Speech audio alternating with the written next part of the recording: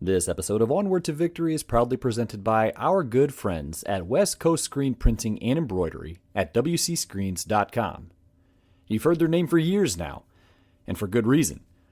If you have needs with screen printing, embroidery, customized promotional items for your company, organization, or more, head over to wcscreens.com and get with my friend Tony and the rest of his team. They have nationwide shipping, wholesale pricing, and exemplary customer service. Not only are they big supporters of this podcast, but like you, they are also diehard fans of the Fighting Irish. Score a touchdown with wcscreens.com. And on with the show.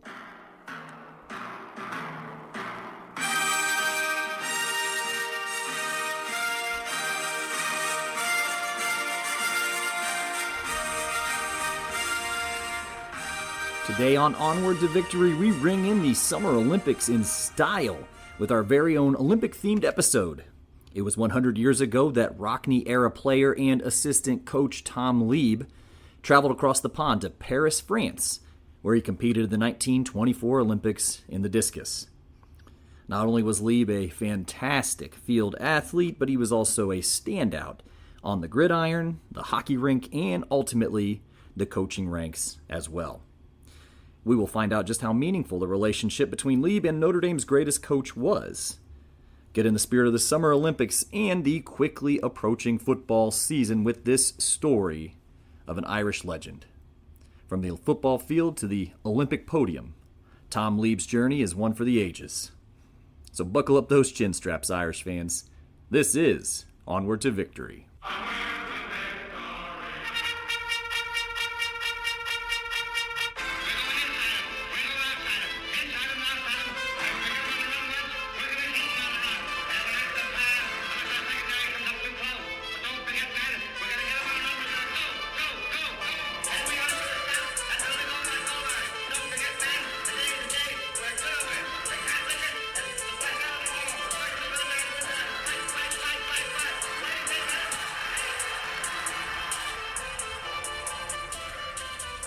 Hello all and welcome to Onward to Victory, a Notre Dame football podcast.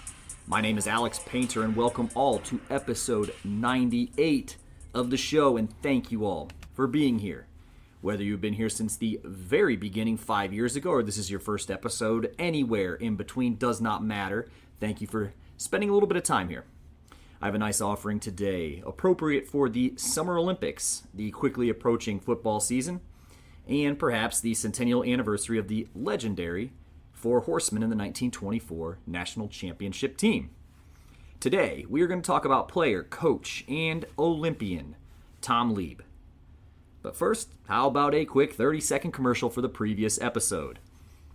Last month, for the show's 5th anniversary special, I had the opportunity to sit and have a speak with legendary Irish running back Vegas Ferguson. The Richmond, Indiana native suited up for the Notre Dame Fighting Irish in the mid to late 1970s, was a member of the national championship team in 1977, was a consensus All-American in 1979, graced the cover of Sports Illustrated, was a first-round NFL pick, left the program as the all-time leading rusher. Truthfully, the accolades really go on and on. But give it a listen. Vegas is an incredibly nice man, has a really interesting perspective on his time as a football player, and really just good perspective in general. Also, an incredibly sincere acknowledgement of the show's financial sponsors. They literally keep the lights on, and around here we call them the consensus All-Americans. So these folks have either contributed significantly in the past or are currently donating to the show's efforts. And they are Dr. Jeremy Scarlett of Whitefish Bay, Wisconsin, Brad Glazier of Williamsburg, Indiana, author, writer, Notre Dame alum Will Fuller of Warren, Ohio, and my good pal Andy Nickel of South Bend, Indiana. If you yourself would like to chip in and make this prestigious muster roll of the Consensus All-Americans, please visit paypal.me/onward to victory if you're interested in a one-time donation, or patreon.com/onward to victory podcast for monthly contributions. Thank you all. This show, believe it or not, it costs money to put on, so anything that comes in helps defray the costs of of doing business around here. And of course, the show's mission is to provide the most accessible, comprehensive, exhaustive bastion of University of Notre Dame and Notre Dame football history out there. So all of those contributions, I think, go really nicely into that mission. And I would be remiss not to mention that the show is powered by West Coast Screen Printing and Embroidery at wcscreens.com. So please jump over to them with any screen printing, embroidery needs, promotional items for you, your company, your organization, your family reunion, you name it, wcscreens.com. And also, this podcast is sponsored by Augie's Locker Room in South Bend, Indiana. Augie's is the premier shop for Notre Dame memorabilia and gifts. And if you were to ask me, no trip to campus would be complete without a stop at my good pal Augie's. One-of-a-kind items, gifts, and relics. Now at a new location at 1733 North Ironwood Drive. Just a stone's throw from the old location, but the same Augie's you know and love.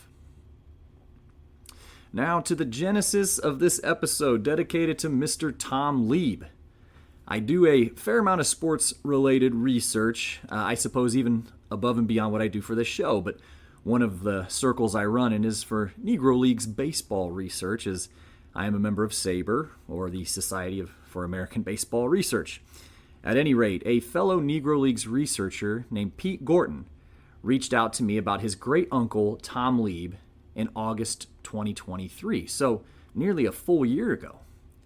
He mentioned a few details about Tom, including his participation in the 1924 Paris Olympics, and I kind of filed it away in the episode idea bin to use, but right about now, just as the 2024 Olympics are kicking off, once more hosted in Paris, France, well, this seemed like low-hanging fruit. Played a bit of the long game here, but I'd like to thank Pete in particular for this episode. We had a great conversation around this topic, and if you're really interested in Pete's work, and if you're interested in baseball and perhaps Negro Leagues baseball, check out his work about Negro Leagues pitcher John Donaldson. Also, hey, if there's anyone from the Office of Admissions at the University of Notre Dame listening to this, you very well might see the application of a certain Frances Gorton come through. That's Pete's daughter. If you see that, just keep in mind, she is a legacy of Tom Lieb, who, as we're going to find out, was a man of great significance to one of the most storied eras of Notre Dame football. Now, there have been quite a number of former Notre Dame student athletes who have participated in the Olympics. According to FightingIrish.com, that number between 1912 and 2012 was 37. This group has won 19 total medals, including 9 golds. So the golds include women's soccer, women's basketball, fencing, men's basketball. Now, way back in episode 68, we talked about a gentleman named George Philbrook, who was one of the best linemen in early Notre Dame football history. He played from 1908 through 1911. Anyway, that particular episode was about his friendship with fellow Notre Dame lineman Ralph Dimmick. However, for the purposes of today, it's pertinent to share that Philbrook was an Olympian at the 1912 Summer Games in Stockholm, Sweden. The powerful Philbrook competed in the shot put, discus, and the decathlon. The decathlon was significant in 1912 because the gold medalist in the event was Jim Thorpe. George ended up taking a DNF, or did not finish in the event, but it is worth noting that after 6 events of that decathlon, he stood in second place, behind only the legendary Thorpe. Philbrook was one of 3 Golden Domers to compete at Stockholm in 1912. 2 more Notre Damers competed in the 1920 games at Antwerp, Belgium, and then it was Tom Lieb in 1924. So he was the 6th Notre Dame athlete to compete in the Olympics. However, a quick caveat to this is that the list on FightingIrish.com didn't include a certain Eugene Oberst, who was also a Notre Dame football and track and field man, who won a bronze in Paris in 1924 in the javelin. So, as a result, I'm not certain of the veracity of the list, so we will call that list on FightingIrish.com. We'll call it 38 now if we add in Oberst. We'll call it slightly unofficial because there, I guess, could be others. But let's start at the beginning with Tom. So Tom grew up in Faribault, Minnesota, which is exciting because We really don't get to Minnesota much on this show. A lot of Iowa, Pennsylvania, and Indiana, obviously. But at any rate, Faribault is about 50 miles south of the Twin Cities of Minneapolis and St. Paul. Thomas John Lieb was born just a few days before Halloween in 1899. October 28 to be exact, to his parents George and Mary Lieb. According to census records, George's father was French. Mary's father was Irish, and her mother was English, so kind of a melting pot around this time in the Lieb household. But at the time, there were nearly 8,000 residents in the small city. Once more, according to census records, George, so Tom's father, was working as a grocer around the turn of the century, but eventually was self-employed at a family-owned and operated rock quarry. As Tom grew into a track and field athlete who threw the discus, according to his Rockne Society entry, quote, as a teenager, he pitched rocks for hours on end at the quarry. Perhaps not surprisingly, he became a superlative discus thrower, end quote. We'll stay on track here with his athletics. He was an absolute standout at the College of St. Thomas in St. Paul, Minnesota.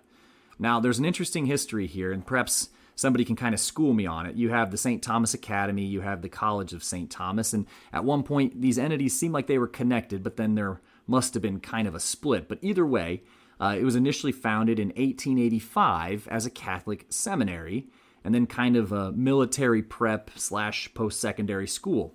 But that split seems to have occurred in the 1920s, and now we have both St. Thomas Academy and the College of St. Thomas, which is now known as the University of St. Thomas. More than what you bargained for, I'm sure, but to this day, St. Thomas Academy remains both all-male and Catholic. And then, of course, we also have the University of St. Thomas. And for some of you Notre Dame fans, the name Pat Eilers might ring a bell. He was a safety and a flanker back for the Irish teams of the late 1980s, including that 1988 championship team. He attended St. Thomas Academy. So as for Lieb, he attended the College of St. Thomas, and he was an absolute standout in football, basketball, and track and field. So Lieb went to the College of St. Thomas after a very successful athletic career at Faribault High School. In 1919, he was named an all-state tackle. And it is worth noting that Tom did log some time in the military. According to his Veterans Affairs Index entry, he was mustered in for a time in December 1918, just after World War I had ended. So that following spring, he was bumping up against the conference record for discus throw, and he was just 4 feet off with a throw of 127 feet. So again, fresh out of prep school, and he's already competing with the men in the collegiate conference. So Tom may have been a fantastic football player, which he clearly was, but he really enjoyed the field events. After 1 year at St. Thomas, he decided to transfer to the University of Notre Dame. So here's one for you. Before becoming Notre Dame's head football coach in 1918, Knut Rockne also served as the university's track and field coach. This is actually a role he retained well into his tenure as Notre Dame head football coach. So, believe it or not, and of course I wouldn't lie to you, this is once more according to Lieb's Rockne Society entry, quote, Lieb was drawn to Notre Dame at least as much by Knut Rockne's reputation as coach of track and field than anything football related, end quote. So, fall 1920. Tom arrives on Notre Dame's campus as a student, where he quickly took up the study of agriculture. So just to gently push back on something that I read on the internet about Tom in actually multiple places, was that he arrived on campus in 1919. Actually, he arrived in 1920, and he competed at the varsity level, spoiler alert, at 1921 and 1922. The Notre Dame Media Guide corroborates this. But anyways, he went out for the freshman football team. And the freshmen looked to have gone 2-0 on the 1920 season. Tom had transitioned from lineman to fullback once he hit the college ranks, and it was really apparent who was buttering the freshman bread in 1920. So this is per the 1920 football review from the school newspaper, The Scholastic. Quote, "From among the men who trounced Culver 13-7 and the Fort Wayne Friars 18-7 will come the new heroes of Cartier Field. Perhaps the most promising of them at present is Lieb, fullback, who was chiefly responsible for the Culver triumph and who made his way through the varsity line during practice as few enemy backs of the season did. And according to Coach Rockne, quote, he has more drive than any man since the days of Eichenlaub, end quote. In 1920, to be compared with Ray Eichenlaub was quite a compliment. Ray suited up on the team when Rock himself was suiting up for Notre Dame and was a future college football Hall of Famer. So the name Ray Eichenlaub carried quite a bit of water, and Tom Lieb drew very early comparisons to him. So again, he made quite a name for himself, and quite quickly, he endeared himself to Coach Rockne. Of course, I would be remiss not to mention that 1920 was a national championship season, at least in the eyes of some selectors, for the Irish, which was accentuated by the brilliance of George Gipp in the backfield, who was the first Irish player to be selected first team to Walter Camp's All-American list. So yep, the Gipper himself, who seems to have a ubiquitous presence on this show. But here's a quick one for you Bears fans, if you are otherwise unaware. One of Rockne's assistant coaches that season, 1920, was none other than Walter Hallis, whose younger brother George would eventually become the owner and coach of the Chicago Bears. If the Bears really aren't your cup of tea, and you're more of a fan of, let's say, their bitter rivals in the Green Bay Packers, it just so happens that 2 years earlier, in 1918, a certain Curly Lambeau suited up for Notre Dame. He left the university in 1919 and joined the Packers as a player, and the rest is history. But at any rate, Lieb would have been in the program with the Gipper and practiced against him as a member of the scout team, which he was again a standout fullback on the scout team, which were commonly called at the time the Scrubs. Gipp, of course, passed away just after the 1920 season had ended. So moving forward to the spring of 1921, Tom went out for the track and field team and again experienced some early success. He was a member of the freshman track team, but that didn't stop him from taking the campus title at the annual freshman varsity interprogram meet in the discus. I'll have more on the provenance that took him to the track team here in just a little bit, the varsity one that is, but really as far as tossing the discus, he was just getting started. We're going to put a pin in that here and go back to the gridiron. For the 1921 football season, the Irish went 10-1, and their only blip was a road loss to Iowa. The 6-foot, 195-pound Tom began the season as fullback, but then was transitioned to halfback, and then to his old high school position and early college position of tackle. Though he didn't find the pay dirt, he did kick 2 extra points. The school's newspaper, Football Review, once more, 1921, complimented his bruising style when they wrote, quote, Tom is of the crashing variety who takes everything in front of him along and is never downed until there are at least 6 men on him.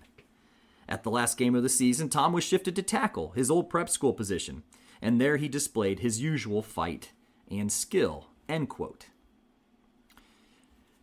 1922 was a year of great consequence for Tom. This is where he really begins his very, very quick ascent in the track and field world. So yes, we are here in the spring of 1922, and he once more went out for track, and he was absolutely sensational.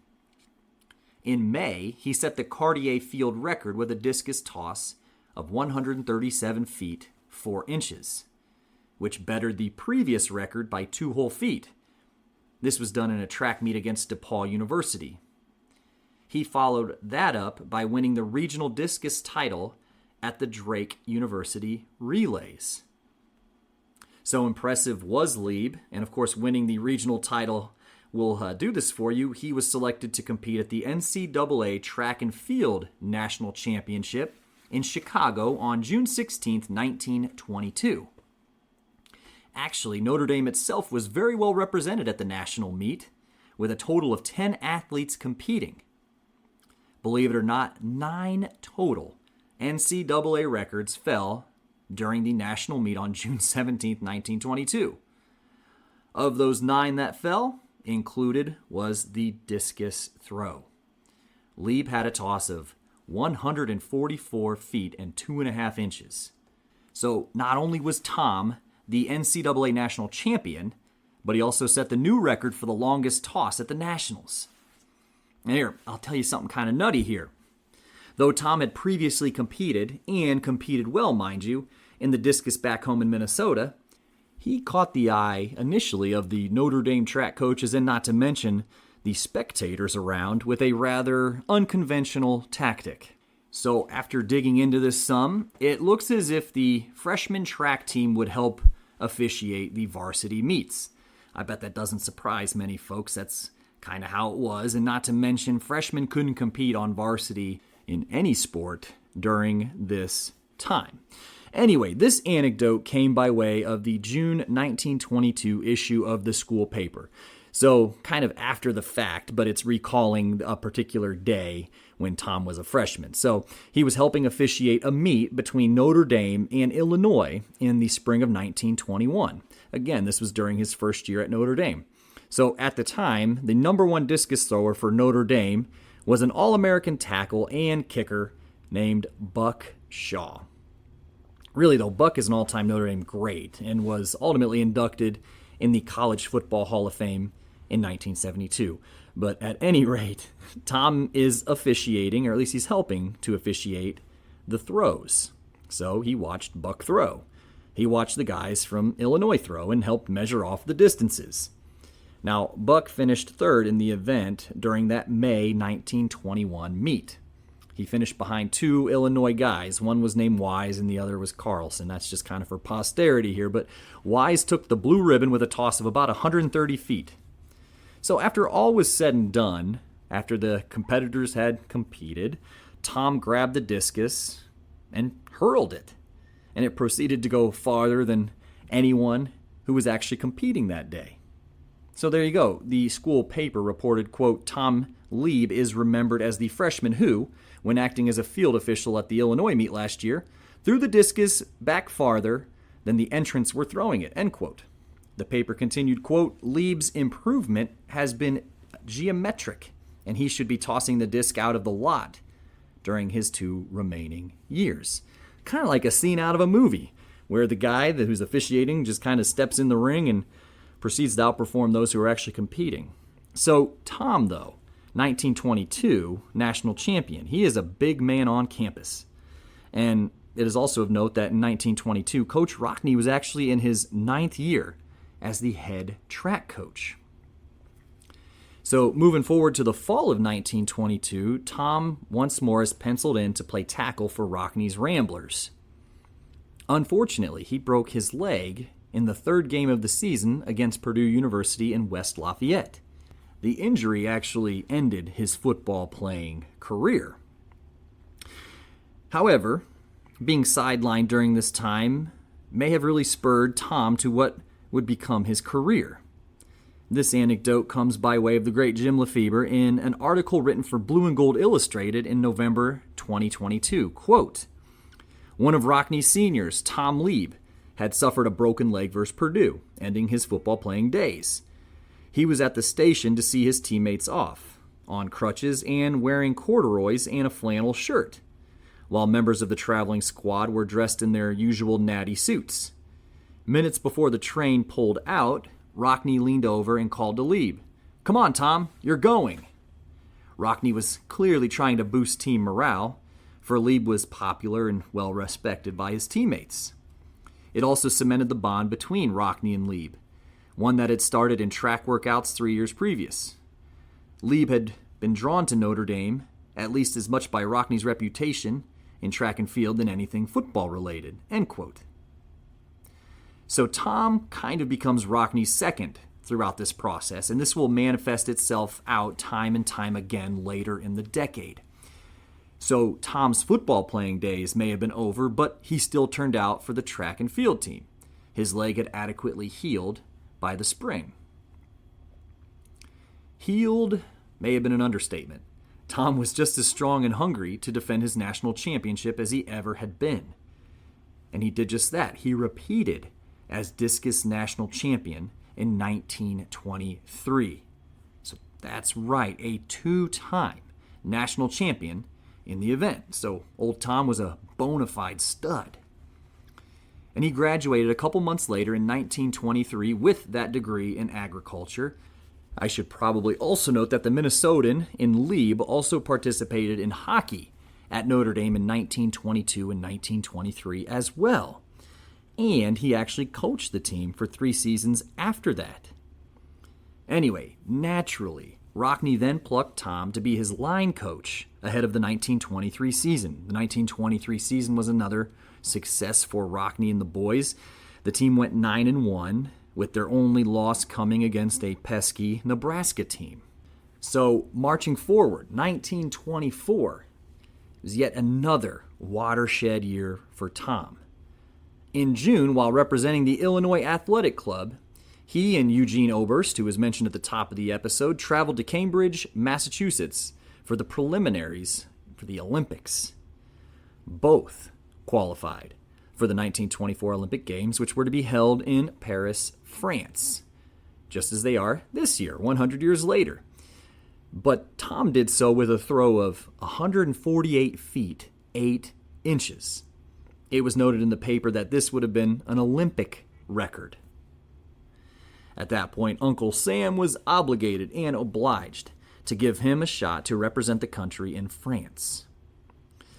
During the 1924 Summer Games, the United States absolutely dominated the competition by winning 99 medals. For a bit of context, France, Finland, and Great Britain, who placed second, third, and fourth respectively in total medals, took home a total of 109, so only 10 more than the United States. So they really lapped the field. When Tom competed in July 1924, his best toss was just over 147 feet, or if you're more into the meters, right, it was 44.83 meters. At the time, this was the world record. There hadn't been a recorded toss in the Olympics farther than that at that time. However, as it were, the next 2 guys to throw, one of which was a gentleman from Finland named Vilho Natima, a name I no doubt just butchered, and American Bud Hauser broke Tom's newly established record, including Hauser's toss of over 151 feet, which established the world record that would persist into future Olympic Games. So for a very short time, Tom Lieb was the world record holder in the discus, a record in which he saw fall over the next 2 throwers. So yes, our pal Tom finished third and came home with a bronze medal. Now, that mark, that Hauser's mark of 151 feet was really impressive, and it wasn't one that Tom had ever actually reached before, so no shame in the bronze here. But now our man is an Olympic medalist, captured a little bit of that Olympic glory. I imagine you think that's pretty cool, and it certainly is. And Tom also had to recross the pond and report back to the job that actually paid his bills, which was, again, coaching the offensive and defensive line for Coach Knute Rockne and the Notre Dame football team. So Tom, in a matter of weeks, went from competing in Paris, France, back to Cartier Field. And of course, just to remind you, this was exactly 100 years ago. And so 1924 was a banner year for Notre Dame, quite literally. A national championship was won that season with a perfect, unblemished 10-0 record, and buoyed by the ever-famous 4-horseman backfield. Now, it was just 4 episodes ago, though, episode 94, that the 7 mules were discussed. Their position coach would have been none other than Tom Lieb. And that group was awesome. Adam Walsh, Joe Bach, Noble Kaiser, Edgar Miller. Well, hit up episode 94 after this one. This is a great wraparound for it. But Walsh remains an all-time great on the offensive line in the annals of Notre Dame football history, and Tom was these guys' coach. There has been and will continue to be tons of talk this year about that 1924 team, whether it's the Horsemen or the Mules. And our man was there to see it all. Moreover, he directed perhaps one of the most famous offensive lines in college football history.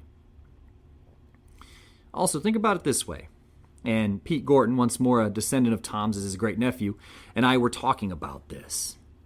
In 1924, there aren't dozens of coaches and other support personnel roaming the sidelines. Not like today, where, I don't even wonder how many people are on Marcus Freeman's staff, but it was during this era of Notre Dame football, there may have been 2 or 3. That's it. There wasn't tons of assistant coaches. According to the 1924 Football Review, you had a gentleman named Leo Sutcliffe. He was your student manager. Another guy, in fellow Minnesotan George Kagan, he coached Notre Dame basketball for 20 years and was eventually inducted into the Basketball Hall of Fame. He coached the freshmen, and he was assisted by another Notre Dame man and future Green Bay Packer and New Rochelle, New York Mayor George Vergara. Again, that's at the freshman level. At the varsity level, you had Coach Rockne at head coach. You had Hunk Anderson, who would ultimately be Rockne's successor in 1931, coaching the backs, and Tom Lieb coaching the linemen. 3 coaches at the varsity level. That about did it. So 1924 was a good year, in at least a couple of respects for Tom. Bronze medalist and national champion, coaching one of Notre Dame, and again, frankly, college football's most legendary lines. So Tom continued to assist Notre Dame in 1925 before taking a different position starting in 1926. This is once more courtesy of the Rockne Society. Quote, Lieb served as the University of Wisconsin's line coach in 1926 through 1928. Then he returned to Notre Dame in 1929. He could not have envisioned what would unfold. Rockne was hit by a debilitating case of phlebitis and had to miss several games. Each time, Tom Lieb stood in as substitute head coach. He emulated Rock in teaching the finer points of the game and in his treatment of the players. And each time, the Irish prevailed en route to a 9-0 record and a second national title. So if you recall Lieb's 1922 season as a player, when Coach Rockne had kind of insisted that he join the team on road trips even though he was injured, it was almost as if Rock was grooming him a bit to be a head coach, right? Or at least an assistant coach. Rock had a great deal of trust in Tom, and he trusted him to execute the game plan. So in 1929, a lot of folks don't know this, Rock was completely laid up. He missed the first 7 games of the season.